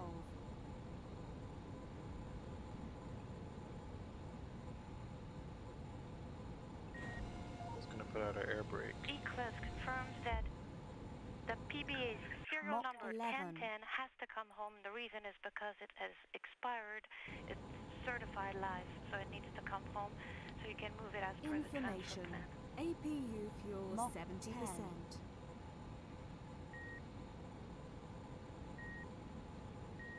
Re-entry check. All systems green. As you can see there, Mach 9. we're getting really close to the Cape. You can see the coast of Florida and the launch complex off in the distance. Mach 8. At this point, we're going to bring up the HSI.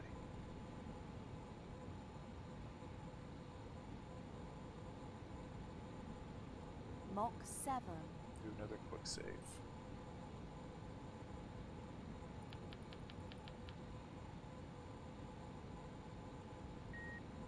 Mach 6. Now that our temperatures are below Yes. 600 degrees, that's just the rule of thumb that I've used. Warning, wing stress. We can now fly a bit more. You can see the Mach runway 5. visually. Yeah, once the temperatures are under 600 degrees Celsius, I've found that you can pretty much freely maneuver. On the KU receiver, if the auxiliary power switch is on the on-ON position, that would really help in directing our next step on the troubleshooting. See the runway there.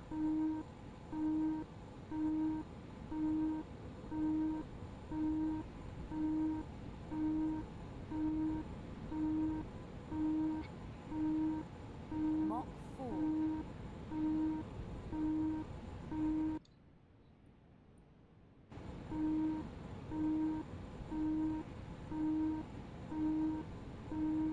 Yeah, in hindsight, we probably should have put our re-entry point a bit Mach 3. further back. We ended up having it a bit too far forward, but overall I think it worked quite well. Workstation on the big loop, we show ourselves complete with robotics ops today. System reset. It also has triggered our main fuel warning again, which is annoying, but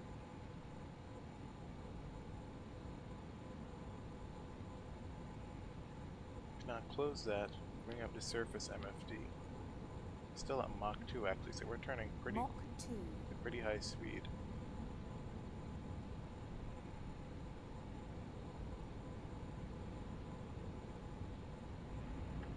We don't have a lot of main fuel left over in case, you know, to go around or something, so this is pretty much a one chance at landing, but it looks like we'll do pretty fine. Yep, there's the runway.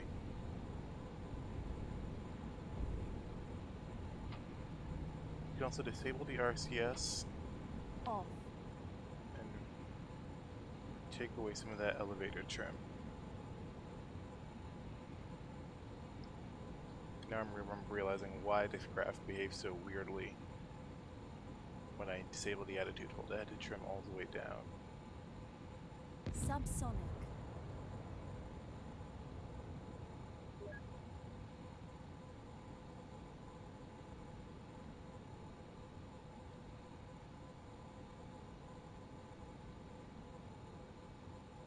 Go ahead.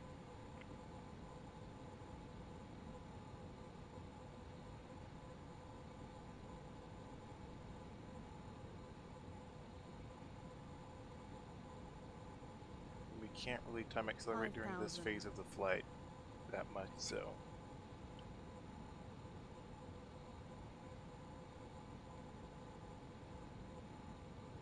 we're not going to have a ton of energy coming into this landing like we usually do. We're not going to have much room for 4,000. air brake usage, but I don't anticipate any need for a main engine burn or anything like that.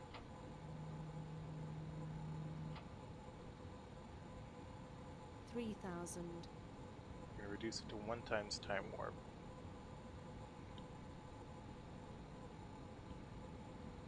Quick save.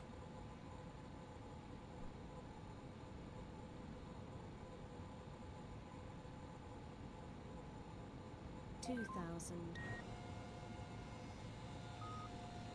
Put out the air brake.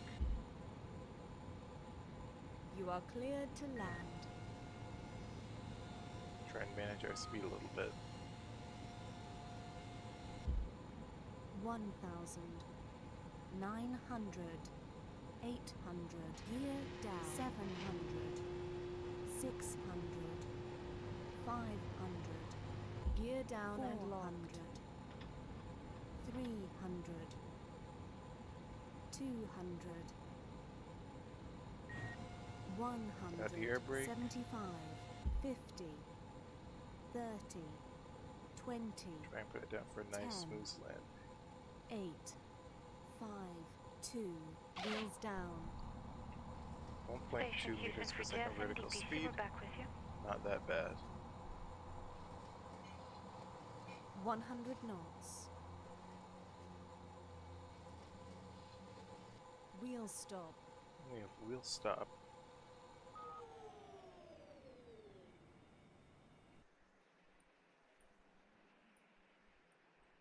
We have successfully returned back to Earth after our Mars mission on the very runway we took off from.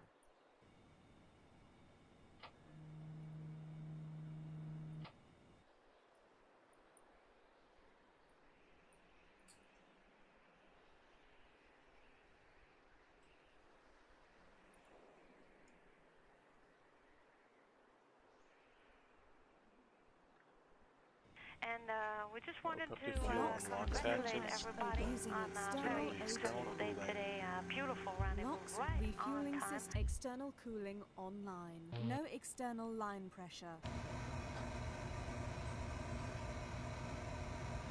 We will refuel our APU, main fuel, and scram fuel for another mission another time. Cross feed RCS. Locks tanks full.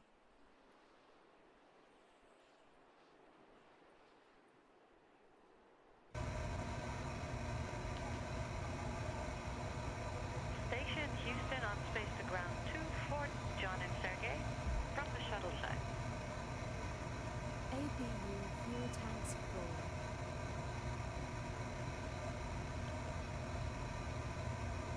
After we finish refueling this will be the end of this live stream. The next live stream series is either going to be a mission to Mercury via Venus, and to try and use some, gravity assist for them. One thing I never managed to do in orbiter is RCS fuel tanks any sort of serious full. sort of gravity assist, and to be able to do that would be really neat, and to plan that all out. So that's probably going to be the next mission, a Venus-Mercury mission. Well, that also clears up a bit of confusion from our part, and the plan that you just outlined is excellent, and you'll go for that. We could also try some complicated gravity assists like Venus, like a Venus gravity assist, basically a bunch of Venus and Earth gravity assists in sequence, and then bring ourselves back to Earth to challenge my transact skills. That would also be something to try. But it's probably going to be some sort of mission involving gravity assists. Scram fuel tanks full.